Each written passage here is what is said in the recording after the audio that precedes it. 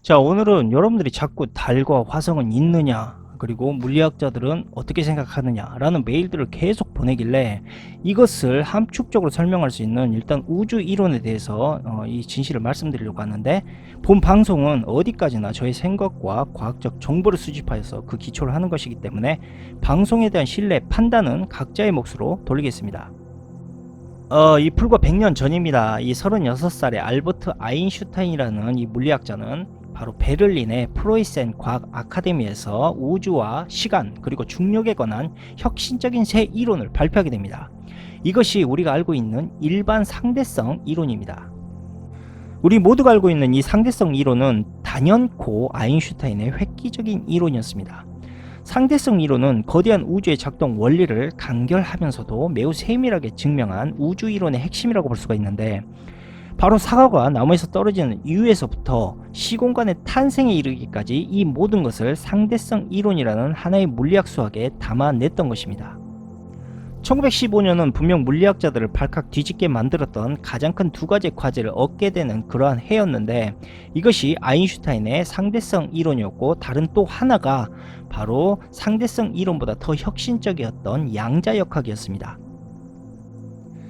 이 두 가지 이론은 놀라울 만큼 독특했지만, 특히 양자역학 같은 경우는 현실적인 접근 방법으로 원자와 입자의 그러한 미시적인 세계를 설명했던 아주 획기적인 이론이었다라고 평가를 하고 있고, 그리고 이것이 현재 양자 컴퓨터 개발의 발판이 되는 매우 중요한 이론 중 하나였습니다.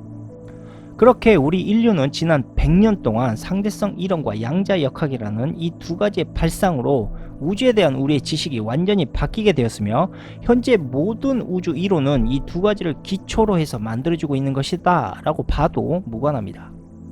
아무튼 상대성 이론과 양자역학 덕분에 우주가 무엇으로 이루어졌는지, 또 어떻게 탄생이 되었는지, 그리고 어떻게 변하고 있었는지를 그동안 우리가 알아낼 수가 있었다라는 것이죠. 그런데 이제 1세기가 지난 인류는 물리학의 또 다른 의문점에 서 있게 됩니다.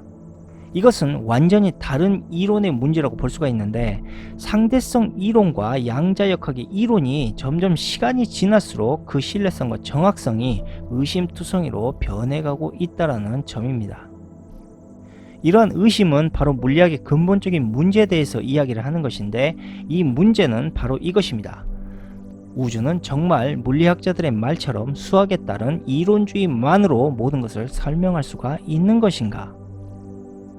만약 모든 것을 그렇게 계산할 수가 있다면, 그리고 우주의 모든 것을 그들이 설명을 수학적으로 할 수가 있다면, 인류는 왜 아직도 우주의 물리학 수학을 척척 계산할 수 있음에도 불구하고 지구 안에 존재하는 자연 현상 하나조차도 제대로 설명을 하지 못하는 것인가? 또한 우주가 이러한 수학적으로 모든 설명이 가능하다라고 주장을 하게 된다면, 우주는 누군가에 의해 철저하게 수학적 기술로 만들어진 그러한 인위적인 세상이다 라고 보는 것이 맞다고 판단할 수밖에 없고, 이런 숫자를 통해 구현이 가능한 현재 세상은 마치 컴퓨터 프로그램처럼 만들어진 허구에 가까운 세상이다 라고 보는 것이 맞다고 보는 것입니다. 현재 우리 몸을 이루고 있는 원자도 원자 핵과 전자로 이루어진 0과 1의 이진법으로 구성이 되어 있고, 컴퓨터 프로그램 언어도 원자처럼 이진법의 구성으로 이루어져 있다는 것은 분명 생명의 존재가 어떠한 프로그램의 흐름에 의해 만들어진 것이 아닌가, 이것에 대해서 우리가 깊이 한번 생각해 봐야 한다는 것입니다. 아무튼 상대성 이론과 양자역학은 매우 지루한 세상을 숫자로 표현한 것이고, 그리고 그들 스스로 그것을 인정하고 있고, 세상은 어둡고 위험하며 생명체라는 것은 원래 존재하지 않는다라고 표현을 하고 있습니다. 그런데 우리는 저 두 가지의 이론과는 달리 많은 나무와 갖가지의 흥미로운 동물들로 가득한 세상을 살고 있는 것을 볼 수가 있습니다. 그러니까 여기에서 우리가 궁극적인 물음에 접근을 하다 보면, 이 생명체들이 과연 저들의 어떠한 수학적 숫자들의 결과물로 치밀하게 계산되어서 움직이고 있는 것인가, 그리고 이러한 흥미로운 생명체들은 어떠한 법칙에 의해서 존재를 하고 있는 것인가. 상대성과 양자역학이 말하는 0과 1의 이진법의 현재를 넘어서 숫자로 결코 예측할 수 없는 미래는 또 왜 존재를 하고 있는 것인가? 그리고 상대성 이론과 양자 역학을 통해서 앞으로 일어날 우주의 방대한 현상들을 수학적 계산에 의해서 모두 예측할 수가 있고 계산할 수가 있다라고 이야기한다면, 왜 우리 인류에게 다가오는 변칙적으로 작용되고 있는 미래의 현상들은 이러한 운석과 해성의 예측처럼 숫자들로 또한 계산으로 예측할 수가 없는 것인가? 결국 다가오지 않는 미래의 시간에 대한 변칙적인 현상을 저들이 우주의 계산처럼 또한 그러한 수학으로 풀 수가 없다면, 우주를 기초로 한 일반 물리학의 모든 그럴싸한 이론은 처음부터 다시금 되짚어봐야 하는 허구의 소설에 지나지 않는다라고 판단을 하는 것이고, 과학자들이 앞으로 영원히 풀 수 없는 숙제를 일반인들에게 그럴싸하게 풀어 헤치는 그러한 거짓말로밖에 볼 수가 없다는 것입니다. 결국 세상에는 0과 1이라는 두 가지 숫자가 있습니다. 이것은 컴퓨터가 세상을 보는 눈과 같은 것이죠. 그러니까 여러분들은 컴퓨터가 만든 가상의 세상에 있는 것과 별반 다를 것이 없다는 것입니다.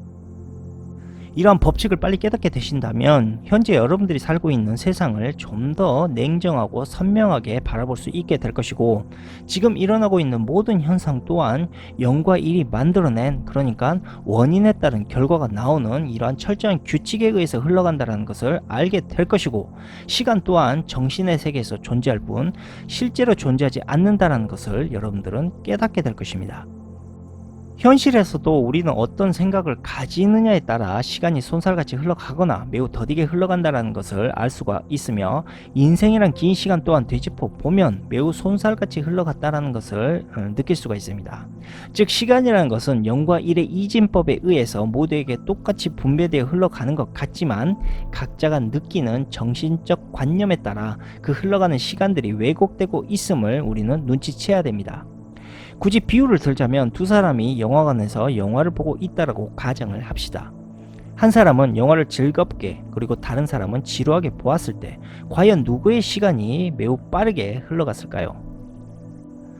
비록 같은 공간에 머물러 있지만 두 사람이 느끼는 정신적 시간의 흐름은 매우 다르게 느껴질 수밖에 없는 것이고, 서로가 전혀 다른 시간의 왜곡을 경험하게 됩니다. 이것이 바로 상대성 이론에 기여한 시간의 법칙이고, 이 모든 이들은 상대적 공간에서 전혀 다른 시간을 경험하게 되는 것입니다. 그러니까 모두에게 24시간의 공평한 시간이 주어지고는 있지만, 그 시간 안에서 시간의 왜곡이 생기고 그러한 시간을 전혀 다르게 체감하게 된다는 것입니다. 영화 매트릭스에서 나왔던 0과 1의 숫자, 이것은 컴퓨터의 언어이기 이전에 우주의 시간과 모든 추상적인 물질들을 측정 가능하게 해주는 그러한 숫자였는데, 이 첫 번째 0과 1에 가까운 숫자의 존재를 증명했던 곳은 다름 아닌 인류가 만든 과학 장비 중 가장 거대했던 강입자 충돌기였습니다. 강입자 충돌기가 뭐냐면, 입자를 27km의 원형 터널을 빠르게 지나가게 하면서 점차 광속에 가깝게 만든 뒤에 대형 입자 검출기 안에서 입자를 서로 충돌시키는 그러한 장비입니다. 그리고 마침내 2012년 7월 4일에 이 물리학자들은 강입자 충돌기에서 격렬한 충돌로 생겨난 0과 1의 새로운 우주 에너지 기본 입자를 발견했다라고 세계에 발표를 합니다. 그것이 우리가 모두가 알고 있는 바로 히그스 입자였습니다. 그 당시 발견됐던 히그스 입자는 우주와 세상이 철저하게 0과 1이라는 수학적 흐름에 의해 만들어진 이런 우주 에너지장을 증명하는 것이었기 때문에 많은 물리학자들이 이 발견 당시에 흥분을 했습니다. 설명드린 저 에너지장이 뭔지를 모르겠다라고 생각하시는 분들이 있을지 모르겠는데, 우리가 모두 느껴보았던 힘입니다. 바로 금속 조각에 자석을 가까이 가져갔을 때 자석이 당기는 힘, 그것이 바로 에너지장이죠. 이 우주의 에너지장은 앞으로 많은 분야에서 사용이 될 것입니다. 그리고 특히 에너지 분야에서 말이죠. 쉽게 말하자면 히그스 에너지는 자기장과 약간 비슷하다라고 보시면 되고, 주변 어디에나 있습니다.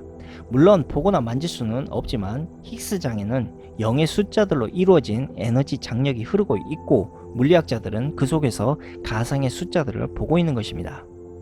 결국 히그스 입자는 모든 물질의 구성이 0과 1의 이진법으로 구성되어 있다는 것을 증명을 했고, 만약에 이러한 법칙이 없다면 인류를 포함해서 모든 우주의 모든 물질이 존재하지 않는다라는 것을 증명하게 되는 것입니다. 한마디로 히그스장은 우리를 구성하는 기본 입자의 질량을 주는 역할을 하는데, 이것이 없다면, 만약에 히그스장이 없다면 기본 입자들은 질량을 가지지 못했을 것이고 결국 원자가 만들어질 수 없기 때문에 우리 또한 존재할 수도 없게 되는 것입니다. 상대성 이론과 양자 역학은 히그스장에 대해서 이렇게 설명을 하고 있습니다. 마치 히그스장은 전등 스위치와 같다라고 말이죠. 이것이 꺼져 있으면 우주 어디에서나 히그스 입자가 0의 값을 갖게 되고, 만약에 켜져 있으면 0보다 큰 절대적인 값을 갖게 되는 그러한 성질로 바뀌게 됩니다. 그런데 만약 0과 그보다 큰 숫자에 이것이 기울어져 있게 된다면 원자가 결코 존재할 수 없는 상황으로 흘러가게 됩니다. 쉽게 말해 히그스 에너지는 아주 약간 애매하게 켜져 있는 상태입니다. 비록 완전한 0은 아니되 0과 매우 가까우며 1보다는 1경배 더 약한 수치입니다. 이것을 굳이 표현하자면 스위치를 내리기 전에 아슬아슬하게 끼어버린 상태와 비슷하다라고 볼 수가 있는데, 이 애매한 값이 매우 중요한 것입니다.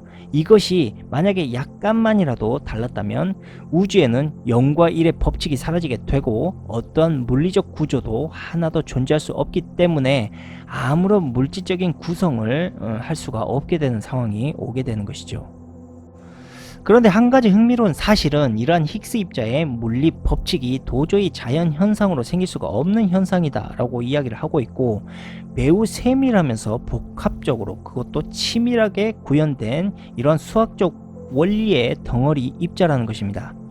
과연 이것이 자연 현상에 의해 만들어진 것이 아니라면 이러한 입자를 만들고 원자를 만들어낼 수 있는 엄청난 기술을 가진 자들이 과연 어떤 존재란 말입니까? 바로 이러한 상황들이 우리 인류가 어떠한 고도의 생명체에 의해서 탄생된 것이 아닌가라는 의심을 갖게 되는 그러한 대목이라고 볼 수가 있습니다. 이론 물리학자들은 수십 년간 히그스장이 왜 이토록 독특하면서 치밀하고 복잡하고 정교한 숫자를 갖고 있는지 이해하려고 했지만 결국 이해하지 못했고, 대신 여러 가능성이 있는 이유들을 생각해내게 됩니다. 그것이 바로 물리학자들이 자주 이야기했던 그리고 언급했던 초대칭성이나 거대 여분 차원같이 그럴싸한 이름들로 그것을 불리우고 있는데, 자, 요점은 이겁니다. 그중 하나라도 이 이상하고 정교한 히그스장의 값을 학자들이 지금처럼 설명할 수가 있다면 강입자 충돌기에서 히그스 입자와 함께 저 이론을 통해서 새 입자들도 계속 만들어지는 것을 볼 수 있어야 되지만 여태 인류는 그런 입자, 그러니까 히그스 입자를 뺀 나머지는 전혀 보지도 못했고 이해하지도 못하고 있습니다. 그러니까 인류가 화성을 탐험하고 달을 갔다 오고 설령 그것이 음모론이 아닌 사실이었다 치더라도 히그스 입자처럼 이렇게 매우 불확실성하고 복잡하고 치밀한 이러한 현상들을 이해하지 못한 채 다시 우주여행을 탐험하는 그러한 행위들은 결국 아무것도 얻지 못하는 무모한 도전일 뿐이고, 인류는 현재도 베넬랜드 안쪽을 비행하는 비행기에서 우주 방사능 피폭에 대해서 전혀 대응하지 못하고 있고, 또한 베넬랜드를 벗어난 심우주 방사능에 대해서도 아직까지 아는 것이 하나도 없습니다. 그러므로 현재 일론 머스크가 화성에 가려는 저러한 아성은 현재로서는 실로 무모하고 위험한 도전일 뿐이고, 인류는 우주 속에서 현재도 다양하게 존재하는 이러한 우주 입자에 대해서 단 1%도 이해하지 못하는 현실을 감안하고 보자면 지금 일론 머스크의 도전은 그냥 돈을 벌기 위한 사기, 아니면 사람들을 탐험이라는 그럴싸한 명분으로 살인하는 그러한 행위에 가깝다라고 판단하는 것이 맞다고 봅니다. 그리고 또 유튜브에서 나오는 이런 여러한 우주 물리학 컨텐츠를 좀 보자면 이 암흑이라는 단어를 엄청나게 많이 씁니다. 그런데 정작 그 말을 쓰는 우주 물리학자들도 그 말이 무슨 말인지 이해하지 못합니다. 암흑 물질이라는 것이 실제로 존재하는 것인지 알지도 못하고요. 최근 암흑 물질이 발견되었다라고 하지만 그것을 증명할 그 어떠한 증거도 현재까지 없습니다.